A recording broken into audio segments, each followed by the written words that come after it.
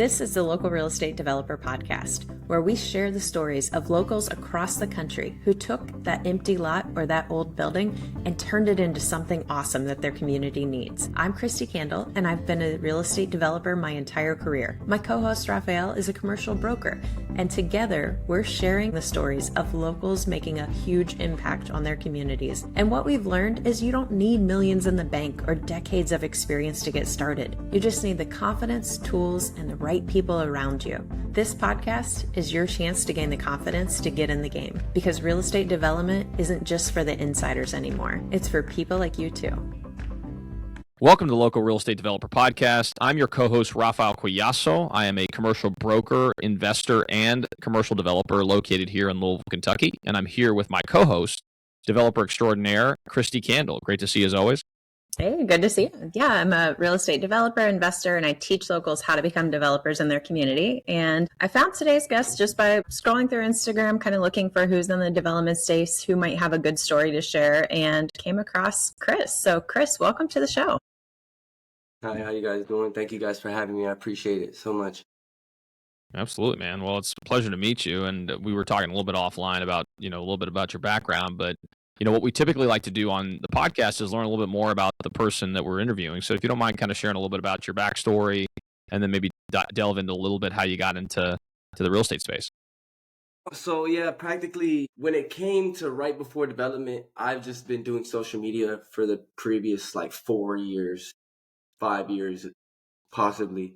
And I kind of always just did it because I enjoyed creating content. I enjoyed creation and just kind of making things and creating things for the world.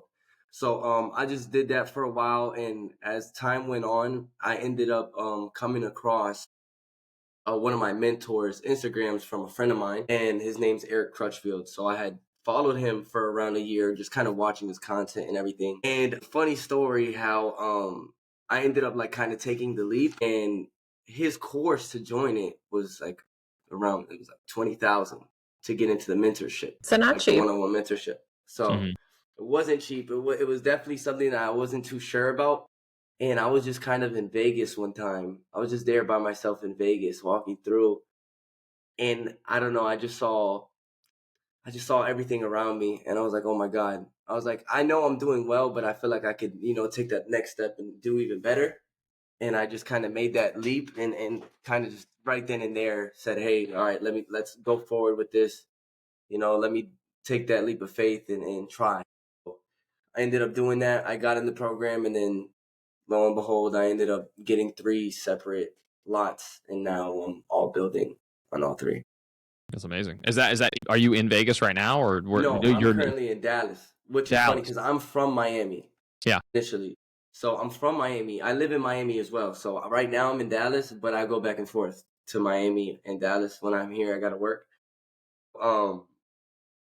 I wanted to do Miami, but the way to get in is it's too pricey. It's too pricey for the price that I got 3 here. It would have been way harder over there to even, you know what I'm saying? So I just started here because he was from here. His contractors are from here. And, if I ran into problems, I had that backing in Dallas compared to Miami where he just started. So it's not the same. Yeah, I'm over in Southwest Florida, spend a lot of time in Miami myself, and you're right. You could find lower priced ones, but then depends on the area, depends on what's there. And yeah, so it's super smart going to Dallas and going, hey, cool, I'm going to be close to where I can mitigate, stuff's going to go wrong along the way. And I'm sure we can dive into it and things will happen. But yeah, knowing you put in so many safety measures to go, cool, I'm going to be here. I'm going to be in this area. I'm willing to be flexible. So that's awesome. So when you took that bet on yourself, was it to create just more streams of revenue to go, hey, I want to have assets? Because was it trading time for money initially with social media, and then it's hey, let's get the other stuff? 1,000,000%. It was practically, I got to the point that I was in Vegas, and it was kind of like a pop in my head that I was like, hey, for the last 2 years, I've spent every yearning minute, second on a chair in my room, or you know what I'm saying, I've been glued to a screen for 2 years. I can't even tell you anything about the last 2 years. It's I'm tired. And there's got to be a way to be able to do what I'm doing here. Cause what I do on social media and live streaming, it makes really good money. Like it's extremely great. Like it's probably development money, but at the same time, it's so much time for it. Like if I'm not there, I'm not making it.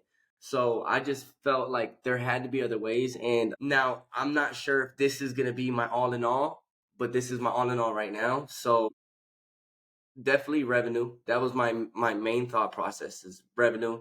How can I make it? What can I do? And this is kind of something that made the most sense to me when I saw all of the options at that time, Section 8, Airbnbs, this and that. And then you kind of look at that, all of it. And I'm like, yeah, this makes sense. This kind of has proof to it. Like this is forced appreciation. This has to work, Well, and you said you love creating, and that's literally what development is. You are Yeah, creating 100%. something. I'm like, this is my real life 3D art project. This is super cool. Yeah, and it's the great thing with development is that it's like if people are fixing and flipping, it's a much shorter time frame and a lot of the same steps, whereas development does take more time. And then with that, like you can have other business ventures. Like I run multiple other companies on top of development projects we do. So it allows you to kind of just bounce around to a bunch of different things. It just, creates a couple more pathways and options that you have. 100%. The only thing about development that's been harder for me is like I like creating, but I like also creating things I know. So it's like I went into this and it's like I've never touched drywall. I've never done any of this. Like I don't know what tile looks good in the bathroom. You know what I'm saying? I don't know what like floor should be here. What type of should we do herringbone here? Like I didn't know any of these things. So, and it's like I'm still learning right now. Like I'm literally going through all of that right now, and it's such a scary process. But I have a lot of support. But it's definitely something that you definitely want to like do your homework on because it's so hard to create something you don't know. Yeah. Very, very true. And to foresee the things that could go wrong that maybe you don't know right off the bat. And that's one of the cool things we've hopefully tried to develop with this podcast is we've got to interview people from all across the country that have taken on projects, both like just starting out and those who are a lot more experienced. So we try to share with people some of the things you need to think about as you're getting into the process of developing your building.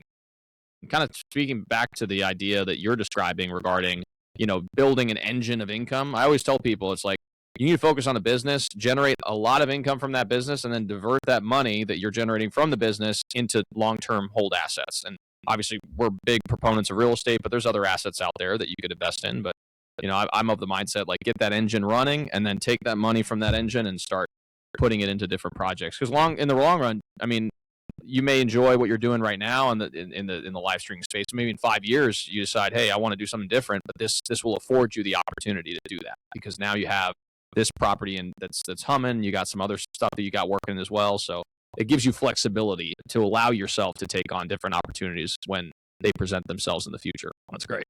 So regarding some of those challenges, because I mean, it's great. I love the enthusiasm. I love the energy you have because a lot of people get caught up on just overanalyzing things. And I'm not saying that you didn't overanalyze things. I'm just saying it seemed like you're the type of person who saw an opportunity. You're like, you know what?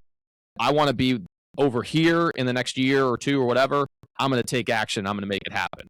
So you described taking on these 3 lots. Did it start out as just one lot or did you take on the 3 lots at once and then maybe describe some of the thought process behind getting that going? Essentially, it started one lot. I had one lot, but the lot was in a conservation district. And I wasn't really aware. I was like, like mind you, he had told us before, like I've gone to his, he has those events that he'll talk to everybody. And he said to kind of like stay away from a conservation district. But my mentor's fiance is a realtor and stuff like that. So she was telling me about it. She's like, in a conservation district, they're getting what they're looking for. So you can sell, which, I believe her. She's done the interior design on that one. So when it came to that house, I made sure that conservation, like that, exactly what you're doing in this field. So let me make sure all the professionals that know what is going to sell here is going to be here. So she kind of sold me on it. I did take that lot. And then later on, probably like I got the other 2 a month later. So I got it on like the 20th of 1 month and then the other 2 the next 20th. So she had ended up calling me again. She said, because, they kind of knew my situation and knew what, what I had, what I could do, what I was willing to risk. And then she had given me a call and she told me about, one and then kind of like another or whatever. And I was like, I could do one more. I don't know about two. And then I do have a best friend that lives in Dallas that does the same thing. His name's 2K. He goes J2 Crisp on TikTok. And he was interested in what I was doing as well. He was like super excited. So he ended up going half with me on the third lot. So practically we had gotten two lots that are neighboring. So I got one, he went half with me on one. So I practically have 2.5. Yeah. So, and those two lots are not in a conservation district then? No, those are outside of conservation district. And maybe just for listeners, can you explain what that is just so they can understand the impact and meaning behind it?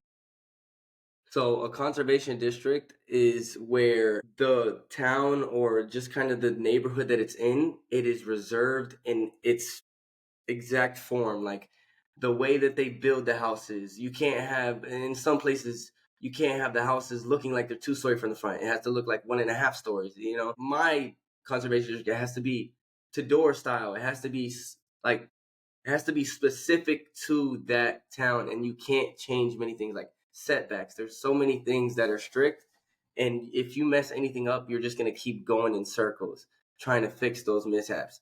So it's just really a headache, and it's not a bad thing, but it's something you should obviously have prepared. If you're going to go into that district, know everything about that district and be on your architect as soon as possible, because it is such a hassle. And then you have a conservation district to go to first, then you go to the city, and it's just an extra hassle. But if you do the deal the right way and you have the right knowledge and research, you should be fine. Yeah. At least I That's hope. great.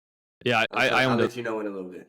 Yeah, hey, I'm looking forward to hearing about it once it's done. But yeah, I owned a fourplex in a historical district. It's called Old Louisville here. It's one of the oldest planned developments in the country, and you literally couldn't do much. Like you had to like street facing windows had to be the wood windows, and it had to be a Yep. particular style, Yep.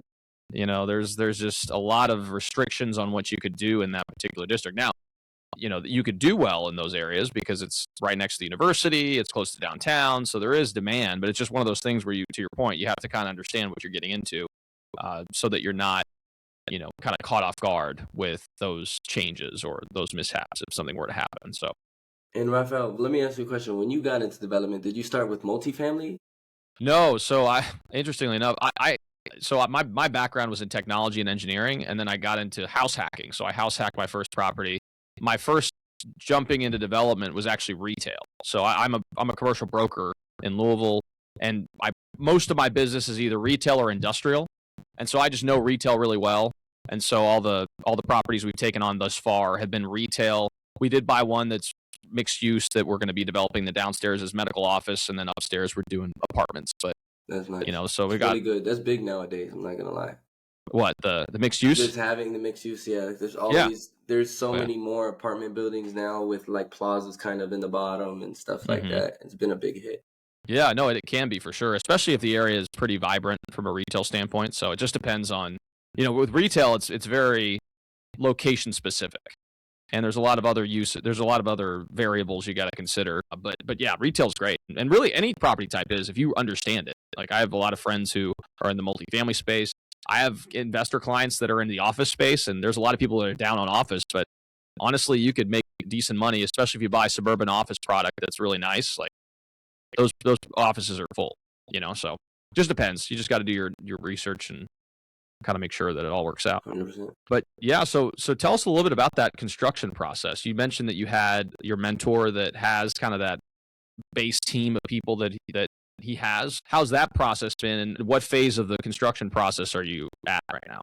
So currently I am framing 2 out of the 3. The third, the conservation district is just kind of pushed as much as it possibly could be. And I pour a cement for that, my foundation. I pour my foundation for that next week. Nice. So now I'm about to get the roof decking on. My zip sheeting is getting placed on the walls, and my windows are about to be installed and doors. So that's where I'm at currently.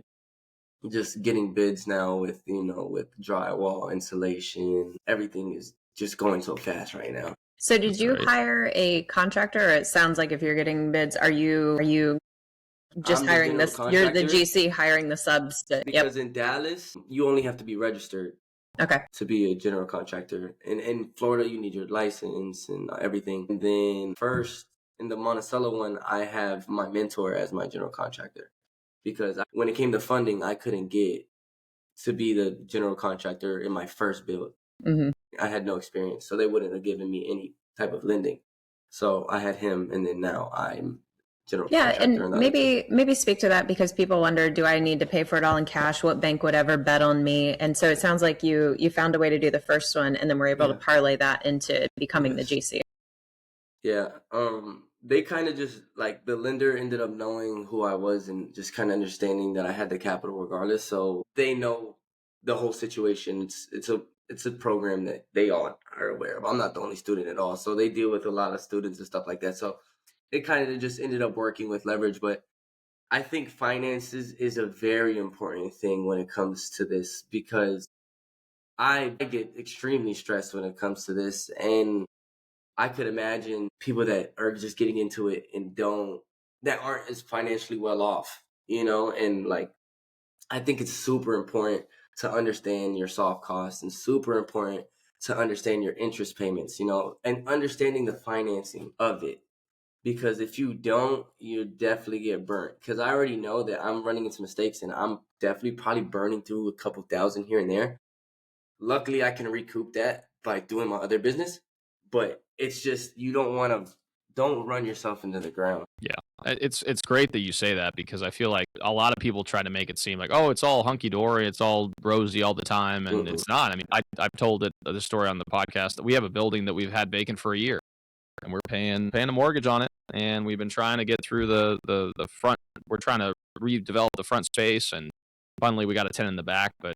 Yeah, it's been sitting for about a year, and that's just the reality. I mean, until you can kind of get this piece going and this piece going, and then finally find the tenant for the front space, it's not an uncommon occurrence for something like that to take place. And then you mentioned the interest payments. That's another thing that I didn't really even know about when I first got into it was that the bank doesn't just wait for payment while the construction project's going on. You have to pay interest payments throughout the time that you have the building, and the interest payments go up over time as more and more of that money is distributed. Loan So gets if you're not, pulled.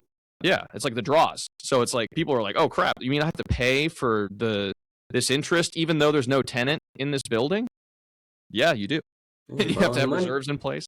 So yeah, it's not Yeah, it's no, not. that was definitely something I didn't even really think about it at first, and then I realized, and then I'm sitting here, and the interest payments start at like 3,000 a property, and I'm Yeah, like, oh, that's You're 9,000 a like, wait, month. 9,000 a month? How much do I have to And I was work like, to then? okay, and then at the end, we're looking at like 9,000 a property, probably 10. So we're hmm talking 30,000 a month. hmm Nice. This is gonna be great. this will be great. Yeah, It's yeah, gonna be a great time. that's always fun. Yeah, I constantly complain to my business partners on this. It's like, oh, I just made 20 grand on. It's like, oh, well, that goes straight out. All right, we'll see ya. All that money. Oh, okay, see ya. It's gonna be worth it in the end, obviously, but it's just always Yeah. funny when That's why, I mean, when it comes to this in single family, like, it's really important to try to pre-sale. It's like you don't want to get to the end and have it on the market for months because now you're eating at your profit and you're really just gonna. And, Mhm. and some loans have a interest reserve built into it, which is good. Mhm. Mine personally doesn't, but there's things in like term lengths and things that I didn't know. But like I said, I just, You go for it. if I'm gonna do it, I'm gonna do it. Well, you're And learning. now I know these things, but just something you should definitely look like into making sure your interest payments and your term, like your length term and all of that is just Yeah, and I make like sure to that's all tell squared people away. like a lot of it in a lot of industries, probably on purpose, make themselves sound overcomplicated. But now with Perplexity Chat AI features, you can throw stuff in there and just talk to the AI and just be like, explain this to me. What do I need to tell my banker? What am I not picking up? And you can get enough to be very dangerous and then go back and have an intelligent conversation so that way they go, this person knows what they're You know what talking you're about. talking And then maybe then they come up with better terms or better things, or at minimum you at least understand what you're doing, because when they give you that loan packet and you're signing stuff, you're like, yeah, sure, and then there's terms but you don't understand what the terms mean or when. So it's Mhm. yeah. Yeah, AI is definitely a big help. So is your goal with these lots to flip them, or are you planning on holding? And No, I plan to what's the goal? sell. Yeah. Hey, can we chat for a second? Since you're listening to this podcast, you're already thinking like a developer. You see the potential in your community, and you're ready to do more than just watch from the sidelines. That's exactly why we created the Local Developer Vault. It's a free resource full of tools, templates, and trainings to help you take action. And here's the best part. When you sign up, you'll also get access to our local real estate developer community. It's full of people just like you who are making real things happen in their neighborhoods. So don't just listen to the stories. Become the next one that we spotlight on our show. The link in the show notes to unlock the vault and join our movement. I plan to sell because essentially the way my brain processes this is kind of the same way you said it. Like, I want to have as much as a lump sum of money as I can, and then have options, like a long-term long-term investment, things like that. I feel like the faster I could get to that point that I have as much as I can to have the option. Like, I want to wake up and be like, even if like I don't have anything next, I could sit and say, okay, I can look around. I'm on the mountain and I can look around. It's called the financial runway. I tell people all the time, build your financial runway, because then it gives you optionality. So I think you're taking the right approach there. That's awesome. And then do you think you'll stay, this might go a little bit further, but do you think you'll stay in single family, or do you see possible doors opening to do different types of development or bigger? Just got to look at the numbers, honestly. This is a numbers thing to me at this point, Like, if the numbers make sense, it makes sense to me. If not, then I won't. I just have to find out what does the best. From what I've seen and what I'm around, it seems like single family is doing really well, at least for my mentor and stuff like that. But I'm not in the situation myself to know. Once I'm there, then I'll. Yeah, that makes sense. And again, it's an experience you're taking in, and you hope to make some money from it, and you're going to learn from this, and now you have some other experiences that you can draw on in the future to take on your next project. One thing I'm curious about is, after these projects are done, are you planning to stick around in Dallas, or now that you have some of that experience, you're going to try to see if you can take down some projects in Miami? It seems like your mentor as well is starting to get into to Miami as well. Yeah, he's starting to. I would love to go back to Miami. I would love to, honestly, just instead of doing multiple at a time, just kind of keep scaling with just kind of bigger properties. You know what I mean? Instead of putting all that energy into like, oh, I need this and I need this one for this one, and then these can't be the same, because it's a lot of energy for all of the properties. So I just think if I were to just kind of bring all of that into one property and just kind of go at a bigger price point, again, it goes into knowing what's the trend, knowing what's luxury. But I would rather go higher ticket properties. I don't blame you. Eventually you scale to that point, and it makes sense. So one of the things I'm curious about, because one of the things we typically ask our guests is that, how do you stay motivated towards doing this? Because I feel like anytime you face adversity or anytime you face challenges, there's going to be times where you're just like, man, like, is this really even worth doing? What's that motivator for you? I mean, I kind of just look at Gary Vee. I look at a lot of the men, and I don't even want to just name a bunch of, just practically any type of man that I've seen that's practically made it on top of the world, top of the pinnacle, and they're just still working. They're just still there in front of my face every day. If I open my phone, they're still there. So it's like, okay, they're there and they're still doing it. If I want to get there, I have to do this, and I have to do this when I'm there. So you kind of don't really have a choice. You know what I mean? It's kind of you don't have a choice thing. Like, I just kind of put it on, like, at the end of the day, like, I already accepted my role in my family and in my life of who I have to be. So it's like motivation, it'll just come. Like, I'll get excited, whatever. But like, I don't have a choice. There's no other way. And that's kind of all it'll do. That's all I get from it. That's a good attitude to have. I mean, and honestly, everyone has different motivators in life, but I think having that, something that is in your head that just tells you, hey, it doesn't matter if you're not feeling great. It doesn't matter if things are not going your way. There's something deeper inside of you that's pushing you towards whatever that objective is. And I think realizing that, money is obviously a tool, but it's not everything. And if you're just in it for chasing money, you may make a lot of money, but at the end of the day, you're not going to have that level of fulfillment or level of, life that's worth living unless you have that deeper motivation. And I think in your case, you've described that there is that deep motivation to try to just keep going. And it's funny because, to your point, you meet people who are extremely successful and they're working just as hard as they were back in the day because they just enjoy it. Like, you just enjoy what you're doing and you make it happen. Which I love, which is at the end of the day, I'm going to have to work regardless. So I just want to end up loving it. You know what I mean? I just want to love what I do. So at least I could, even if I don't have the best day, at least I could tolerate what I do for a living. Mm-hmm. Yeah. I have this saying that my friends, I grew up in the Midwest, and it was just like, there's so many people that we've seen that died at 25. They're just not buried yet. And it's like, they get into that rhythm and they're just like, okay, that's me. And I'm like, and you don't like your life and you're going through the motions. Like, dude, we get one shot at this. Just go try and make your dreams come true. Who cares? You can always pivot. Well, yeah. What happens if it fails? Oh, well, we're going to end up in a box. Doesn't matter. Yeah. Exactly. We all have the same outcome. Yeah. Hey, man. Yeah, I agree. And to your point, it's all it's a mental break. It's a mental thing. It's really just you're not putting two and two together and realizing that even if the business fails, you're not going to die. I mean, it's not like you're out there, and you were talking about being in the military. You're putting yourself in harm's way. Like that in and of itself is a huge sacrifice that you're making. And obviously, we thank you for your service.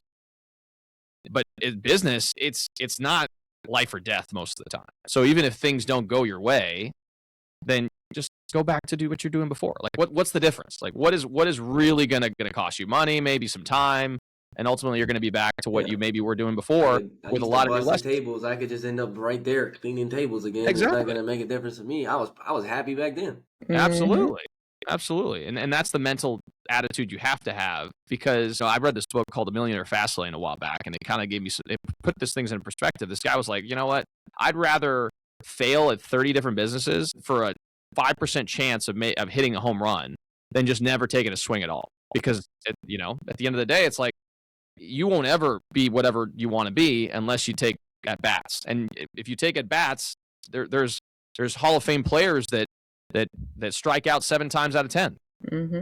So it's not about whether you make contact. It's about the rep and getting the experience in business so that you can then capitalize on opportunities that present themselves in the future. I find it interesting that we accept failure in sports and we know that it's going to happen. But when we come over to the business world, we're like, oh, if you fail, that's it. That's the death blow. One failure of a business.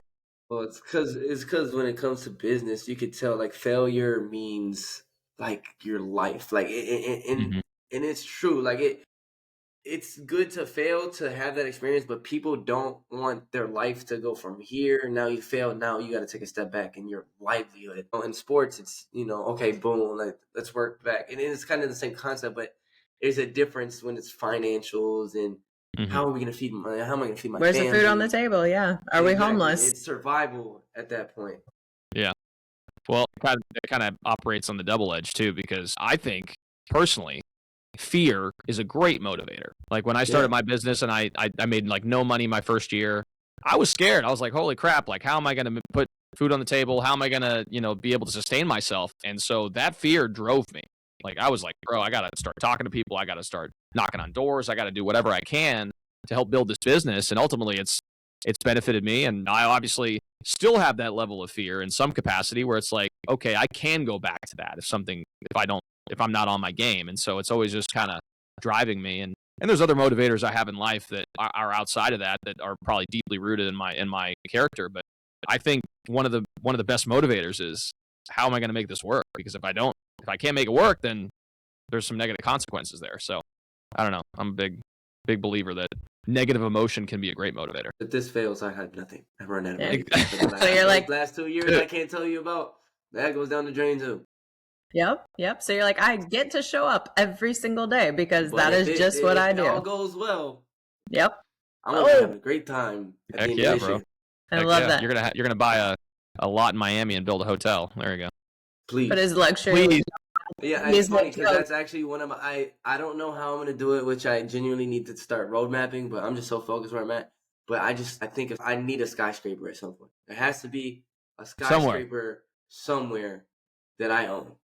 There you go. You put it out in the universe. I see the buildings, and it's like I need at least one of these. Hmm.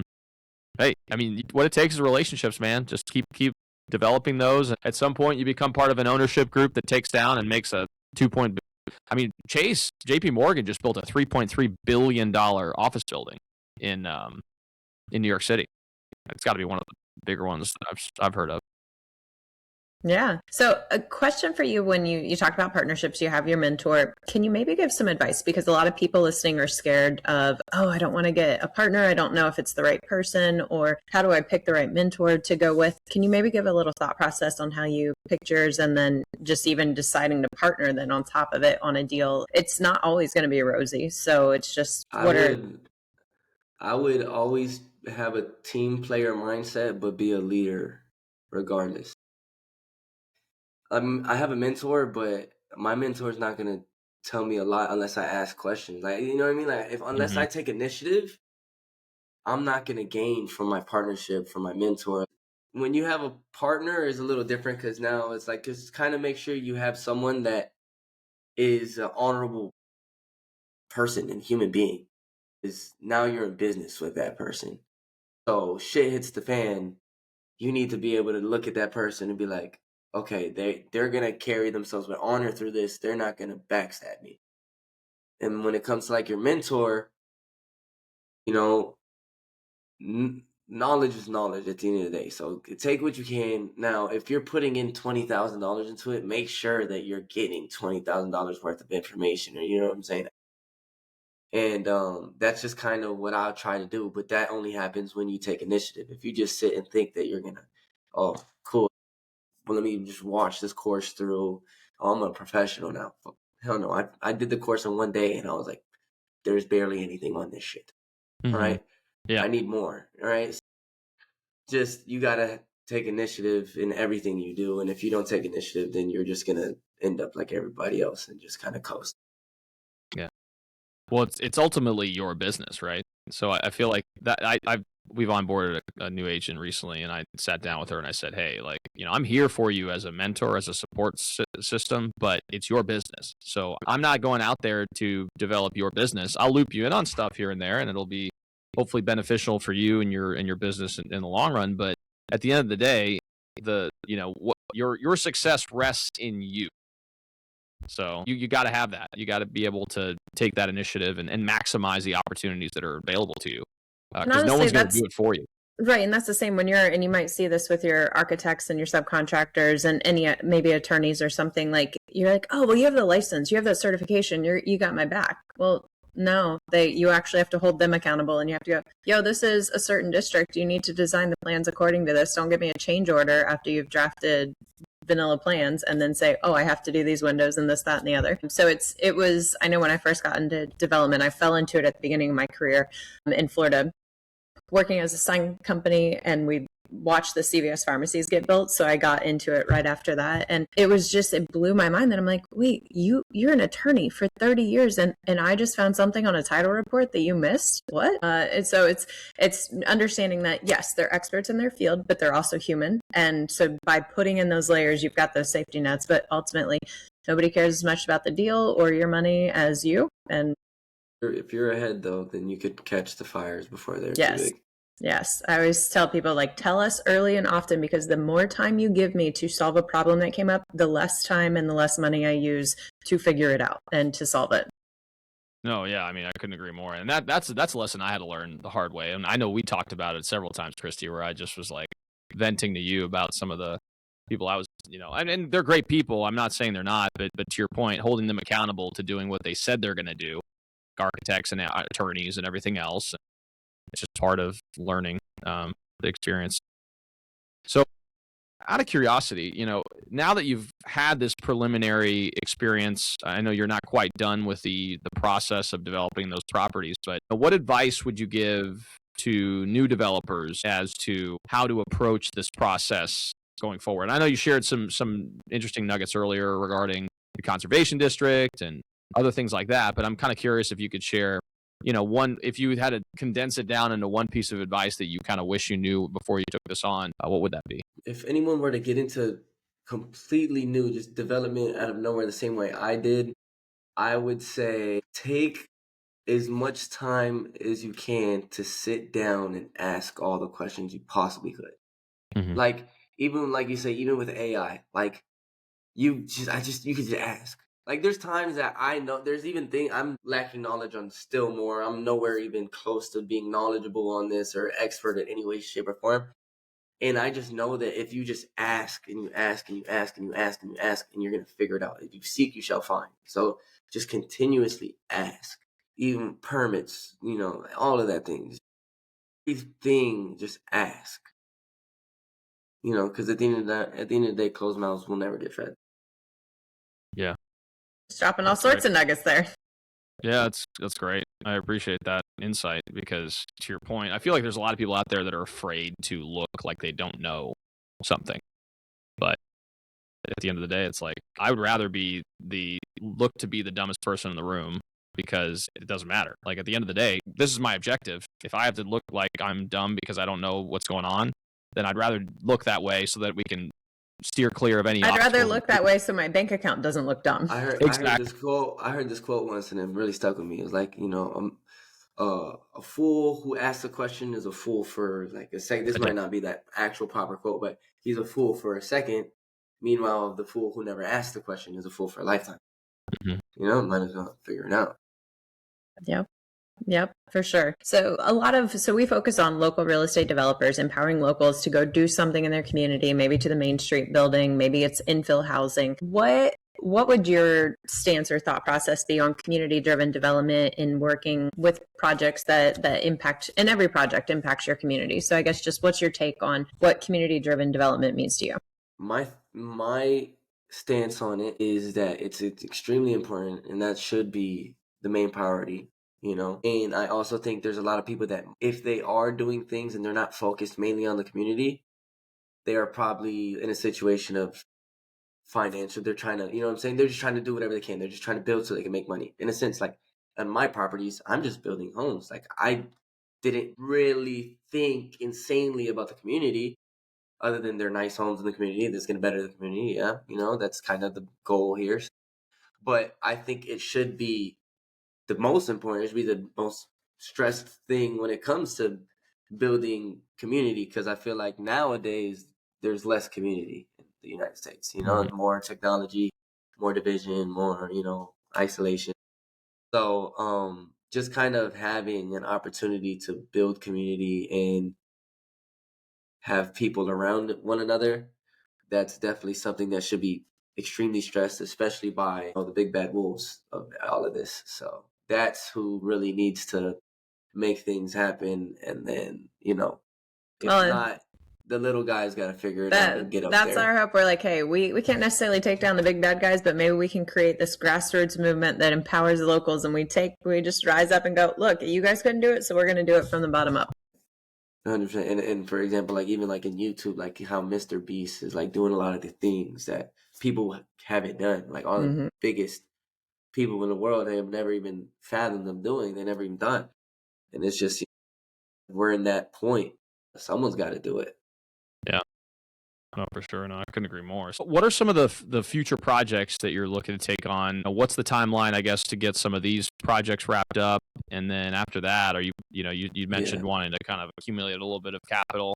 And then at that point, are you wanting to then go back to Miami and try to find your next project? Yeah, I'm hoping to have everything kind of good and done by summer. Hopefully everything's final, done, sold by summer, God willing.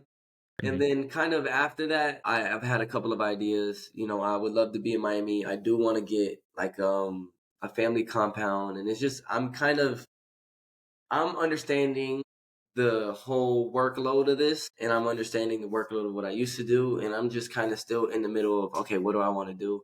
I'm just so focused on where I'm at right now. I don't see over the hump at all right now. So I'm not too sure. But again, I already know my decision is going to be based on how I feel when everything's sold and I open my phone and I look down. It's like, was this worth it? Is this something that I should keep doing? Should I go this way? Should I go that way? I have options. The thing is that I have a lot of opportunity in the sense of like my social media. Like I'm a very charismatic person. I have a lot of like options in whatever route I want to go. And I know that I could do anything I want to do. So I'm just not there yet knowing, but I just know that I'm going to have to pick eventually. And that's where like building the personal brand now, that's only going to help you if you decide, hey, development is my thing. Raising capital to do deals, whether it's JV partners or a full-blown syndication, like that can be, development happens as partnerships. It's not smaller ones you do by yourself, but development truly is partnerships, and you have your limited partners bringing in money. You have different development partners you bring on. So you've already created something that's super valuable that probably raising capital, you could snap your fingers and go, okay. And then if you have the development team to help you execute, that could take you to completely different height. That gets you your skyscraper. Like, so there are paths that you can do to get there. And it's just understanding, like you said, taking the time to finish these, but then pause and go, what do I want? Exactly. And just kind of having the knowledge of those partnerships and, all of those things, because I'm not even aware of a lot of that, a lot of that is new information to me. Yeah. Yeah. And it is to everyone. It truly is to everyone. Yeah. There's so many times that I'll explain different things and like, that's how this works. And that's why we're doing this, because we want to pull the curtain back and go, here's what actually happens in development. This is how it goes down. People aren't just made of billions of dollars in doing this. They do it in these types of partnerships and agreements. So. Well, cool, man. Well, I think we've had a great conversation. I really appreciate all the insights you shared during this discussion, and I'm really looking forward to hearing the feedback that we receive from our audience regarding this discussion. Obviously, if people want to learn more about what you do, I know you mentioned a couple of your socials. It'd be great if you could share some of that and anything else you wanted to kind of share with the audience as we wrap up. 100% on all platforms. If you just look up Chris Different, I'll pop up somewhere somehow. So yeah, any platform, Chris Different, and Different Developments LLC. So all of those things I'm focused on growing. So I appreciate you guys so much for having me. It was a great conversation. I appreciate your guys' insight as well. Yeah, I love it. Yeah. There's going to be so many people in our audience who go, oh, I'm kind of like him. Maybe not a big influencer, but like I can get in the game too. I can get a partner. Anybody can do any of it. You know what I mean? Right. Because there was a day I wasn't anybody. You know what I mean? There was a day that I was just all of us. Like you really just, it's really crafting yourself. Like I genuinely crafted myself because I wasn't the same guy back then that I am now. So regardless of this or anything you do, if you think you could and you just kind of put your mind to like, okay, this is what I want to do, this is where I want to go. And even if you don't know, all right, fuck it, let me just put a foot forward and figure out how, like, what happens there. That's just how my life's turned out. I don't know. I can't tell you how I got here. I can't tell you how I've done all of this. Like, I just kept putting my foot you took action in front of another. Yeah. And it just happened. Yeah. Action's the only thing that matters. I'm telling everyone right now, because I could say, and even with me, I could be the Mr. Beast level, but without action, I'm not there because of lack of action. And that goes for everybody. Yeah. No, so there's this book called The Compound Effect that I always recommend to people, and it says small, positive, consistent action over time adds up to huge results. So you talk about live streaming every day for 2 years. That's not easy.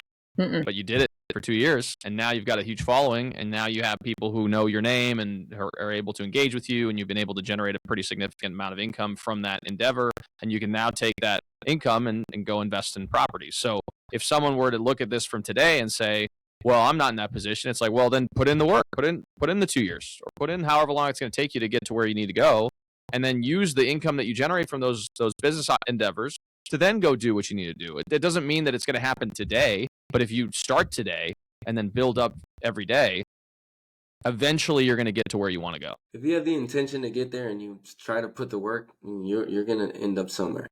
Yeah.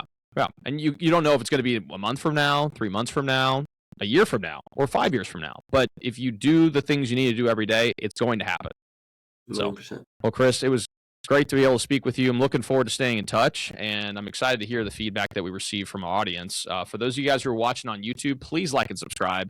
It makes a huge impact on our ability to reach a broader audience, and we greatly appreciate the support. Along with that, if you guys like this channel and you guys are listening to this in a podcast format, whether that's Apple Podcasts or Spotify, please leave a 5-star review. It makes a huge impact on our ability to reach as many people as possible. And obviously, the more people that listen to this podcast and get inspired to take on their first commercial real estate investment or commercial real estate development project, the better it's going to be for the communities around the country. So thanks again so much for tuning in, and we'll see you all next time. Thank you, guys.